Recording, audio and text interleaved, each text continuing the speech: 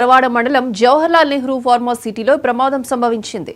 రక్షిత drugs private లిమిటెడ్లో విషవాయువులు leak అయ్యాయి. విషవాయువు పీల్చడంతో నలుగురికి అస్వస్థకు గురయ్యారు. ఇద్దరు పరిస్థితి విషమంగా ఉంది. అస్వస్థకు గురైన వారిని చికిత్స నిమిత్తం గాజువాకలోని ప్రైవేట్ హాస్పిటల్కి తరలించారు.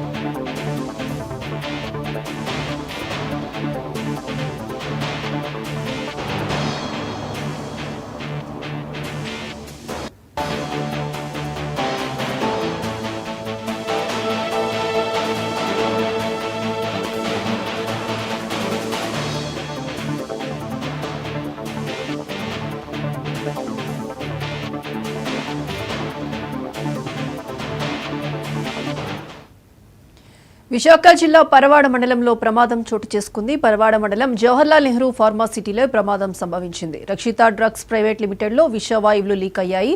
విషవాయువు పీల్చడంతో నలుగురికి అస్వస్థకు గురయ్యారు. ఇద్దరు పరిస్థితి విషమంగా ఉన్నట్టు తెలుస్తోంది.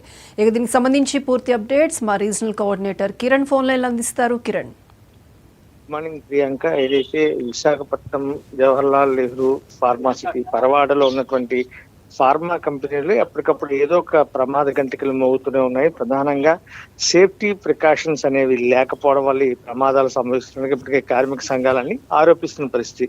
తాజాగా మనం చూసుకున్నట్లయితే ఈ రోజు తెల్లవారుజామున సుమారు 2:30-3 గంటల ప్రాంతంలో రక్షిత ఫార్మా కంపెనీలో విషవాయువు లీక్ కావడంతో ఇద్దరు తీవ్ర అస్వస్థతకు గురి కావడం జరిగింది. మరొక ఇద్దరి పరిస్థితి అయితే చాలా విషమంగా ఉందని చెప్పి ఇప్పటికే ఆసుపత్రి వర్గాలు చెప్తున్న మొత్తం నలుగురికి ఈ ఇన్సిడెంట్ లో తీవ్ర ఇబ్బందులు పడాల్సి వచ్చింది. వాళ్ళు ఏంటంటే ఊపిరితిత్తుల సమస్యతోటి విషవాయువు లీక్ కావడంతో ఫార్మా కంపెనీలు ఏదైతే మెడికల్ ఉత్పత్తులకు సంబంధించి ప్రొడక్షన్ జరుగుతున్న నేపథ్యంలోనే ఈ ఘటన జరిగినట్టుగా తెలిసింది. దాదాపు తెల్లవారుజామున 2:30-3 గంటల ప్రాంతంలో ఇష్యూ జరిగినట్టుగా కూడా తెలిసింది. అయితే వీళ్ళని ఉంటున్న గాజువాక్ లోని ఒక ప్రైవేట్ ఆసుపత్రికి తరలించి వాళ్ళకి చికిత్స అందిస్తున్నారు. మనం చూసుకున్నట్టయితే నెల తిరక్క ముందే గతంలో మనం చూసుకున్నట్లయితే ఠాగూర్ ఫార్మా కంపెనీలో కూడాను ఇలాగే జరిగి దాదాపు 9 మంది తీవ్ర అస్వస్థతకు గురై ఒక వ్యక్తి కూడా ఒరిస్సాకు చెందినటువంటి ఒక వ్యక్తి కూడా చనిపోవడం జరిగింది.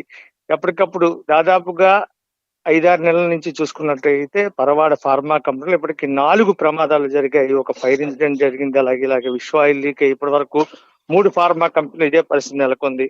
ఇవన్నీ చూస్తూ ఉంటే ప్రధానంగా ఏదైతే ఫార్మా కంపెనీ తీసుకుంటున్న మినిమం ప్రికాషన్స్ కానీ లేకపోతే కార్మికులకు సంబంధించినటువంటి ఇష్యూస్ కి సంబంధించి వాళ్ళు విధి నిర్వహణలో ఉన్నప్పుడు వాళ్ళకి అవసరమైన జాగ్రత్తలు తీసుకోవడంలో కానీ పూర్తిగా కంపెనీలు వైఫల్యం చెందుతున్నటువంటి ఆరోపణలు అయితే పెద్ద ఎత్తున తాజాగా ఈ రోజు జరిగిన సంగతి కూడా ఏదైతే ఈ మెడికల్ కి సంబంధించినటువంటి లిక్విడ్ జాగ్రత్తగా తీసుకెళ్లే నేపథ్యంలోనే ఇవి బయట గాలి కారణంగా కావచ్చు, లేకపోతే ఇతరత్ర సమస్యల వల్ల కావచ్చు, ఇవన్నీ కూడా బయటకు లీకేజ్ అవడం వల్ల ఈ పరిస్థితులు ఉత్పన్నమవుతున్నాయని చెప్పి కార్మిక సంఘాలన్నీ కూడాను ఆందోళన వ్యక్తం చేస్తున్న పరిస్థితి.